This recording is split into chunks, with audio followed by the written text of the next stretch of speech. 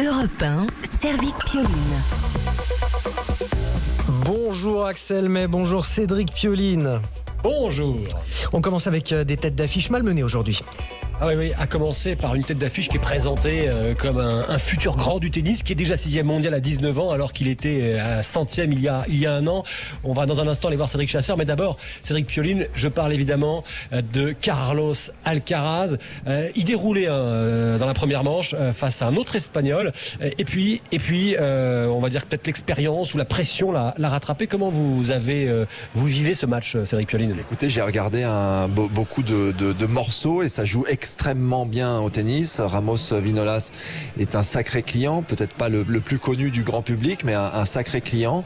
D'ailleurs, le score est très parlant, à part le premier set qui a été largement l'avantage du plus jeune. Eh bien, on parle de 2 tie-break et d'un 7-5. Donc, avec des conditions aujourd'hui qui sont très particulières. Il fait frais et puis la terre battue est assez grasse, comme on dit, un peu lourde. Ça avance moins, donc ça nivelle beaucoup les niveaux. On va tout de suite aller voir Cédric Chasseur qui vous suivez pour Europe 1 ce match. C'est Cédric Albert Ramos Vinolas, solide terrien de 34 ans face à Carlos Alcaraz. On en est où maintenant ? Eh bien, on est dans le 5e set. Alcaraz a donc remporté la 4e manche au tie-break 7-6 après avoir sauvé une balle de match à 5-4 sur le service de Ramos Vinolas.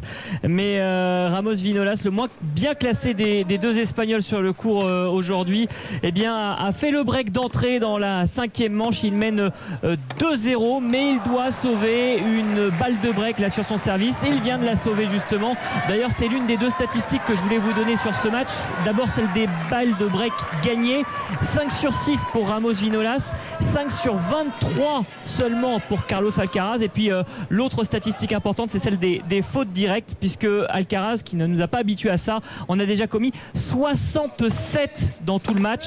Voilà 2 statistiques qui expliquent aussi pourquoi Carlos Alcaraz est autant en difficulté face à Ramos Vinolas. On est donc dans la 5e manche et Ramos Vinolas mène 2-0 et il y a une balle pour mener maintenant 3-0.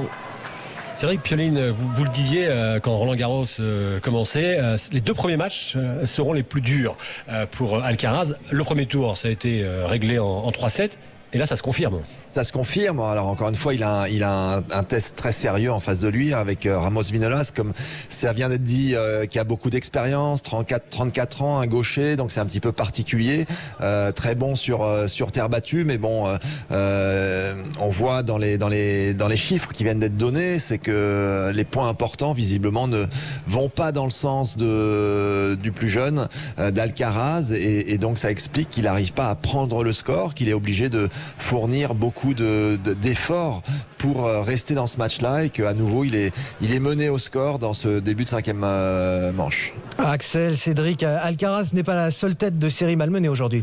Non, effectivement, il y a Sacha Zverev, Alexander de son prénom complet, l'Allemand, numéro 3 mondial, finaliste du dernier tournoi de Madrid. Il avait perdu contre Alcaraz face à Sébastien Baez, un Argentin, 21 ans. Sur le papier, on se disait, ça sera facile pour Zverev, pas du tout. 5-7. Ouais, non, pas du tout. Il a été mené de 2-7-0 avec un Argentin qui a extrêmement bien joué, qui est jeune, qui est moins connu justement que toute cette génération des Alcaraz, des Sinner, des Auger Aliassime, donc c'est à peu près le même âge, mais qui joue extrêmement bien, qui a plutôt bien joué d'ailleurs sur les tournois de préparation pour Roland Garros.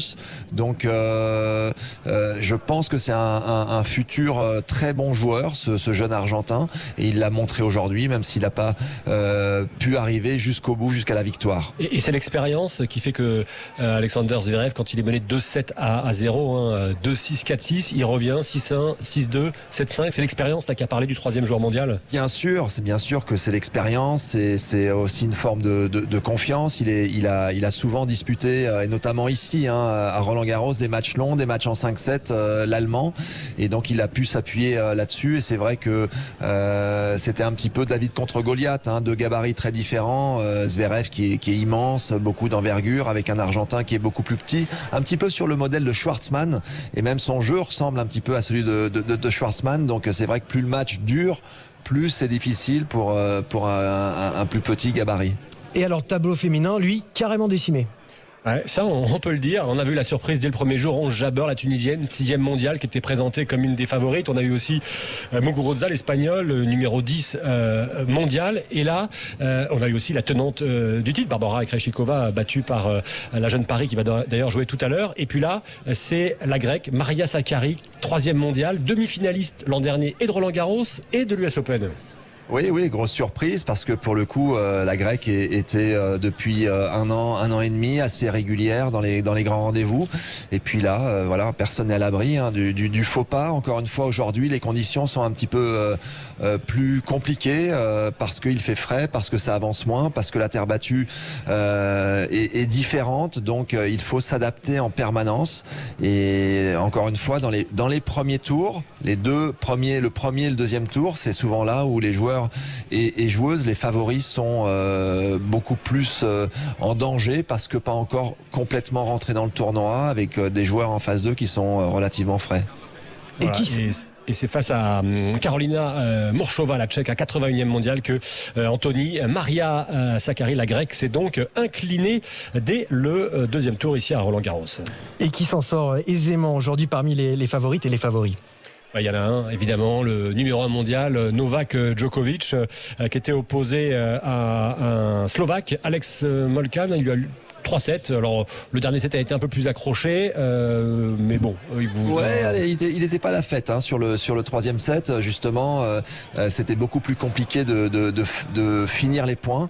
Et on sentait vraiment un Djokovic qui était hyper concentré sur cette fin de troisième set, justement pour pas se laisser embarquer dans un quatrième set, un potentiel cinquième set, où voilà, on sait jamais ce qui peut arriver. Donc, encore une fois, là aussi, l'expérience et la gestion de certains moments chauds du score lui ont permis de finalement clôturer en 3-7. Voilà, Novak Djokovic qui avait quand même beaucoup de plaisir, qui a eu beaucoup de plaisir à jouer, qui était très serein après le match. Je vous propose d'écouter un extrait de l'interview entre Marion Bartoli qui pose les questions, ce que vous faisiez d'ailleurs l'année dernière sur le cours central. Là, c'est sur le cours Suzanne Lenglen, Cédric Pioline. Elle lui pose des questions et vous allez voir, il y a beaucoup d'humour dans la réponse.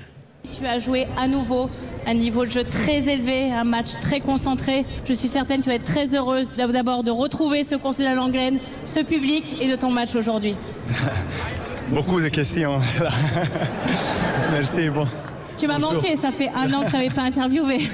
C'est joli de te voir. Merci. Marion. Doucement, je connais son mari, ça va bien. Tout va bien, il est là. C'est vraiment tous les jours plaisir de venir ici à Suzanne-Lenglen. J'ai pas trop d'opportunités de jouer ici, donc merci pour votre soutien, merci pour votre présence aujourd'hui. Merci beaucoup. Novak Djokovic, effectivement, on est plutôt habitué à le voir sur le court central. Et notons que parmi les favoris, il y a l'homme aux 13 Coupes des Mousquetaires, Rafael Nadal, qui jouera en session nocturne sur le court central face à Corentin Moutet, qui était Corentin Moutet. C'était Nadal, pour lui, c'était son idole de jeunesse. Bon, il est français dans tout ça. Il y en a un qui est en train de jouer, c'est Richard Gasquet, Richie, comme vous l'appelez, Cédric, comme beaucoup de gens l'appellent, 35 ans face au fils de Petr Korda, qui lui a la nationalité Sébastien Korda américaine. C'est un match accroché sur le Lenglen, c'est le match qui a suivi celui de Djokovic. Oui, accroché, ils sont tie-break. D'ailleurs, il y avait 6-2, 4 balles de 7 en faveur de Korda. Il en a déjà sauvé 3.